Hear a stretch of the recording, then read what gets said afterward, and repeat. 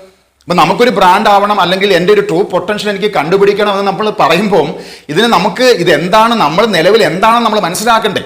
അതായത് നമ്മളെ ഭരിക്കുന്ന നമ്മുടെ ഭരണകർത്താക്കൾക്ക് ഒരു വിഷൻ ഇല്ല എങ്കിൽ, അവർക്കൊരു മിഷൻ സ്റ്റേറ്റ്മെന്റ് ഇല്ല എങ്കിൽ, അവർക്ക് നമ്മുടെ സംസ്ഥാനത്തെയോ രാജ്യത്തെയോ മുന്നോട്ട് കൊണ്ടുപോകാനായിട്ട് ഒരു 20-30 വർഷത്തേക്കുള്ള ഒരു വിഷൻ ഗോള് അവർ സെറ്റ് ചെയ്ത് വെച്ചില്ല എങ്കിൽ അതിൻ്റെ അനന്തര ഫലങ്ങൾ ആ സംസ്ഥാനമോ ആ രാജ്യത്തോ ഉള്ള ജനങ്ങൾ അവരും അതിന് അർഹതപ്പെട്ട രീതിയിൽ അത് ഏറ്റുവാങ്ങേണ്ടതായി വരും. അതായത് നമ്മളെ ഭരിക്കുന്ന രാഷ്ട്രീയ നേതാക്കന്മാർക്കും മത നേതാക്കന്മാർക്കും കൃത്യമായിട്ടുള്ള വിഷൻ ഇല്ല എങ്കിൽ, നമ്മുടെ ജനങ്ങളെ എങ്ങനെ ഭരിക്കണമെന്നും അല്ലെങ്കിൽ നമ്മുടെ റിസോഴ്സസ് എങ്ങനെ പ്രയോജനപ്പെടുത്തണമെന്നുള്ള വിഷൻ ഗോളുകൾ സെറ്റ് ചെയ്യാൻ അവർക്ക് കഴിയുന്നില്ല എങ്കിൽ, അതായത് അവർക്ക് ആ പ്രാപ്തി അല്ലെങ്കിൽ അവർക്ക് ആ പറയുന്ന ഉത്സാഹം, ഇതൊന്നും അവരുടെ പ്രവർത്തന മണ്ഡലത്തിലില്ല. ഒരു എഫിഷ്യൻസി എന്ന് പറയും, ആ എഫിഷ്യൻസി മൈൻഡ് സെറ്റ് ഇല്ല എങ്കിൽ നമുക്ക് നൽകുന്ന ചില സൂചനകളെ വെച്ചാണ് ഞാൻ പറയുന്നത്, ഇനിയും നമ്മുടെ ജീവിതത്തിൻ്റെ നിയന്ത്രണം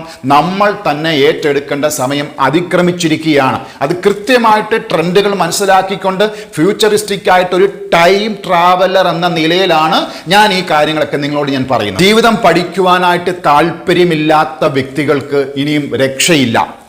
അതായത് നമ്മൾ യൂട്യൂബ് നോക്കി അല്ലെങ്കിൽ നമ്മൾ ഇൻസ്റ്റാഗ്രാമുള്ള സോഷ്യൽ മീഡിയകളിൽ നമ്മൾ സ്ക്രോൾ ചെയ്ത് പോകുമ്പം കൃത്യമായിട്ട് ലൈഫ് എന്താണെന്ന് നമ്മൾ മനസ്സിലാക്കുവാനായിട്ട് കഴിയുന്നില്ല എങ്കിൽ, അതായത് നമ്മുടെ ജീവിതം ജസ്റ്റ് ഒരു എൻ്റർടൈൻമെൻറ്റ് പർപ്പസിലേക്കാണ് നമ്മൾ ചിന്തിച്ചു വെച്ചിരിക്കുന്നതെങ്കിൽ തീർച്ചയായിട്ടും ജീവിതം എന്താണെന്ന് നമുക്ക് പഠിക്കുവാനായിട്ട് കഴിയത്തില്ല. അപ്പോൾ ജീവിതം എന്താണെന്ന് കൃത്യമായിട്ട് പഠിക്കണം, അതിനുവേണ്ടി ഇറങ്ങിത്തിരിക്കണം, അതിനുവേണ്ടി സമയം കണ്ടെത്തണം. നമ്മുടെ മാത്രം ആവശ്യമല്ല, നമ്മുടെ കുടുംബത്തിൻ്റെയും വരും തലമുറകളുടെ